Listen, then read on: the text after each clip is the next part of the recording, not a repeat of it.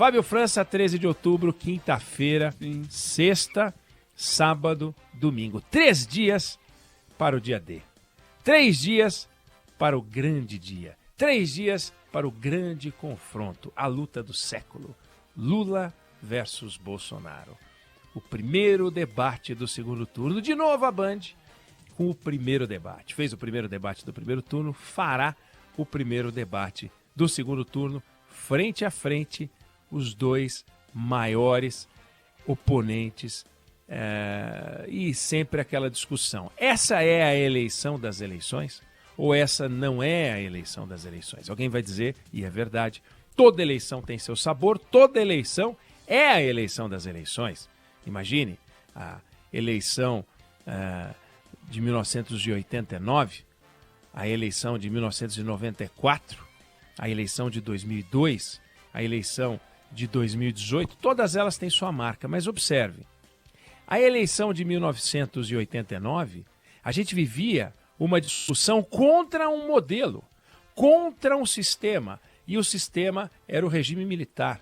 Primeira eleição de um país redemocratizado. Então o impacto, todo o discurso, todas as declarações, todos os candidatos tinham como a grande questão o sistema democrático, a volta da democracia, o fim do regime militar, a necessidade do Brasil de fazer uma constituição, de voltar a ser um país civilizado e não marcado por um regime autoritário. Primeira eleição democrática, depois de tantos anos. A gente tinha tido a eleição de Tancredo Neves, que morreu, mas ainda assim foi pelo sistema antigo, pelo sistema do colégio eleitoral, pelo sistema do Congresso votando, e não pelo sistema democrático. Então as pessoas voltavam a ter a oportunidade, ganhavam o direito de ter a oportunidade de falar o que elas queriam. 1989, um não ao regime militar, um sim à volta à democracia. 1994 era o Brasil enfrentando também um inimigo externo. O inimigo externo era a hiperinflação, um mal, uma peste, uma doença. E a gente tinha que se livrar daquilo. Quando a gente chega na eleição de agora, é uma eleição em que o Brasil é democrático, o Brasil é economicamente estável e, no entanto, a gente tem 2 projetos de país. E são 2 projetos de país e os 2 se orgulham de oferecer projetos antagônicos. Os 2 se orgulham de falar: o meu país é diferente do meu opositor. O meu país é diferente do outro candidato, se eu for eleito, se eu for reeleito. Então, essa diferença no tipo de debate, nós já temos uma Constituição, nós já temos um sistema de controle monetário, nós já temos um Banco Central independente, as estruturas do país moderno estão aí. Resta saber o seguinte: para quem a gente quer entregar o controle do navio? Lula ou Bolsonaro? E faltam 3 dias para o debate entre os dois. Essa campanha não começa no domingo, essa campanha já começou, mas essa campanha começou marcada por muitas impurezas. Por que eu chamo de impurezas? O debate ou a campanha nos Estados Unidos, ela opõe 2 grandes nomes desde o começo. Ainda que nos Estados Unidos você tem uma lista enorme de candidatos, os candidatos que aparecem são os candidatos democrata e republicano. O resto é o resto, e tem vários, mas é o resto. Aqui, a gente teve o tempo inteiro 2 candidaturas. O resto era o resto. Ninguém realmente, em nenhum momento, pensou que Simone Tebet, que o padre, sei lá o nome, esqueci o nome do padre, ou que o candidato do PDT pudessem ser eleitos. Ninguém imaginou, né? Ninguém pensou. Só eles próprios. A Simone Tebet acreditou, seguramente acreditou, a família dela, né? O Ciro Gomes deve ter acreditado em algum momento. que era possível ele disputar, mas vida real, ninguém prestou atenção no que eles diziam, ninguém sabe exatamente muito bem o que eles propunham. Sempre foi Lula versus Bolsonaro. As pesquisas mostraram o tempo inteiro que era Lula e Bolsonaro, as pesquisas erraram quanto aos números, mas não erraram em nenhum momento que era Lula e Bolsonaro. Em nenhum momento a gente viu uma pesquisa dizendo que o Ciro Gomes tinha 40%. Né? Não teve isso. Então sempre foi Lula e Bolsonaro. Mas a gente tinha as impurezas. As impurezas eram esses elementos estranhos ao debate dos dois, que eram os outros personagens, né? O tal do Dávila, né? Soraya Tronic, gente tentando fazer fama, gente tentando ter seus 5 minutos, então o que a democracia prevê. Mas para todos os efeitos, para os eleitores, para 90% do eleitorado que votou em Lula e Bolsonaro, nunca interessou ouvir o que esses outros todos aí tinham para dizer, essas todas outras tinham para dizer. O que interessava é o que tinham para dizer Lula e Bolsonaro. E se no passado as campanhas eleitorais foram marcadas pelo horário eleitoral gratuito, pelo marketing forte, organizado pelos marqueteiros, pelos comerciais na televisão, os spots de rádio, os discursos feitos aqui e acolá. No passado a gente já teve palanques com artista fazendo shows, famosos showmícios, que hoje são proibidos. Se no passado, não tão passado, mas da última eleição para cá, a gente teve a ascensão das redes sociais, a força inesperada das redes sociais, complementando aquilo que a gente viu nas campanhas anteriores, o que a gente tem agora é literalmente um confronto de país, de modelos de país e um confronto de ideias. O debate ganhou uma força que em eleições anteriores talvez a gente não tenha visto nada parecido como o que a gente vai ver nesse domingo. Por alguns motivos.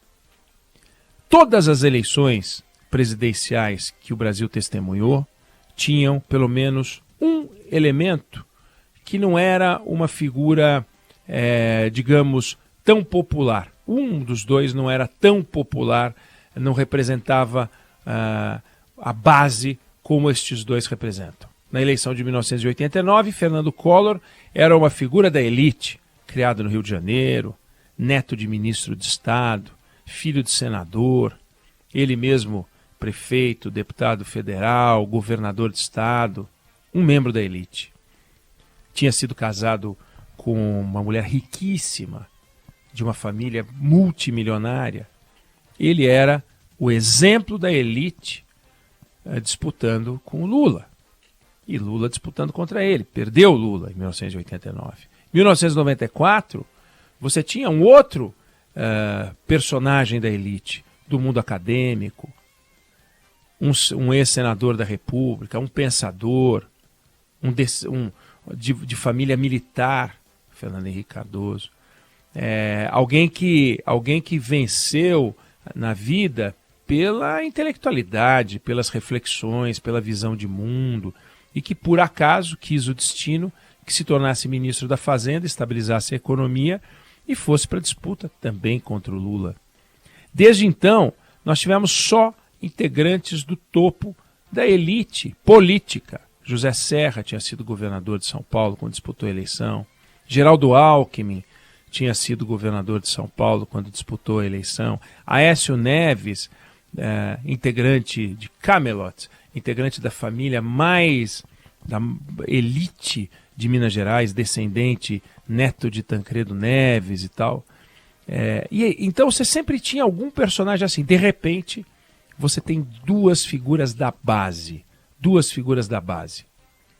Um capitão, que se tornou capitão quando foi para a reserva, que não chegou a general, não foi para o alto comando, e ele, que está aí em várias eleições, diretas ou indiretas, direta ou indiretamente, em todas as eleições que o Brasil viu desde 1989. Então, 2 líderes populares indiscutíveis.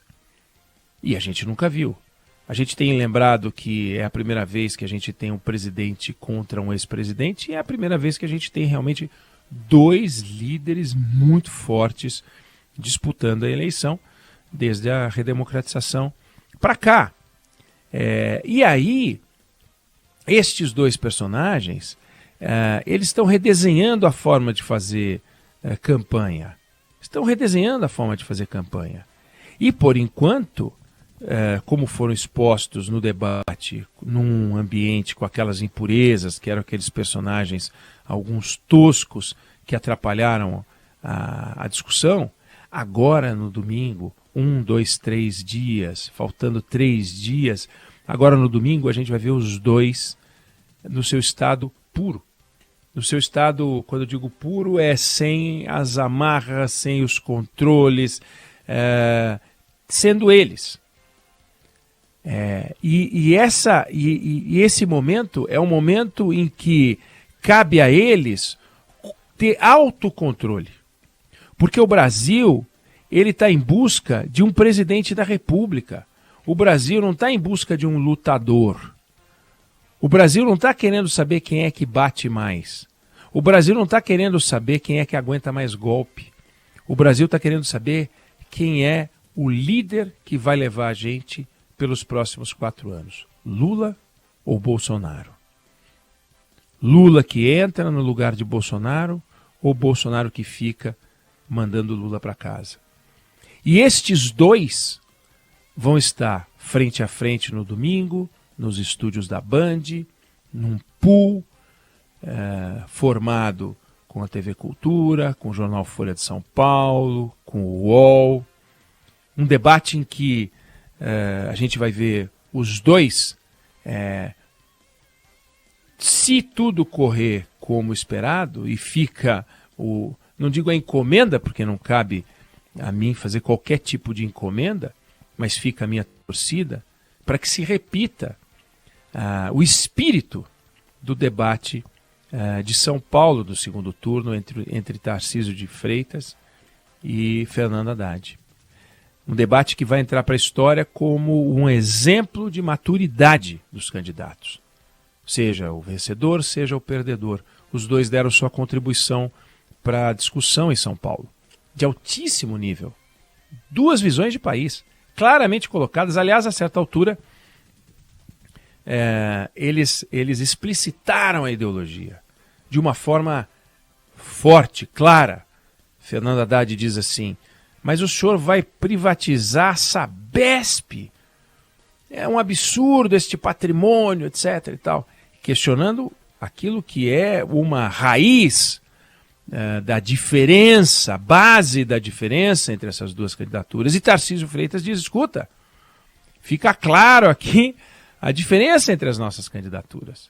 Veja o que aconteceu com a Eletrobras. Quer debate de mais alto nível do que isso? Em vez de ficar dedo no olho, o senhor é feio, o senhor tem chulé, não gosta do seu cabelo, não gosta da sua barba. Porque a gente viu isso no primeiro turno. Baixar o nível, xingar, provocar, tentar tirar o outro do sério. Mas tirar o outro do sério não pelas ideias, não pelo jeito de encarar os desafios nacionais, mas ficar na coisa mesquinha de um e de outro. E eles não podem cair nisso. Lula e Bolsonaro são figuras grandes demais, com seguidores, com pessoas que confiam neles, com um número de eleitores assombroso. Veja, a gente vai ter segundo turno em que os candidatos tiveram cada qual 25%, 26% das intenções de voto. Ou seja, com o que diziam, levavam no máximo 1/4 dos eleitores cada um. E vão para o segundo turno. Esses não, eles levaram quase todos os eleitores. 48-43. 48 em uns quebrados, 43 em uns quebrados. Faltou nada para acabar. Nada. Era uma eleição de segundo turno quase. Então muita gente confia no Lula. Muita gente confia no Bolsonaro.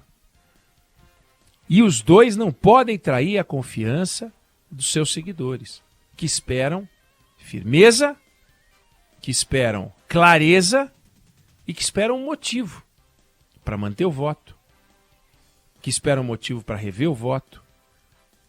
E os outros eleitores, que não são muitos, mas que apostaram em Simone Tebet, uma grande surpresa dessa eleição, que apostaram em Ciro Gomes, surpresa nenhuma nessa eleição, e que querem saber, bom, para onde eu vou afinal? Porque o dia D é o dia 30. Característica do processo eleitoral, é um grande ensaio, uma grande peça que só tem uma apresentação, é dia 30.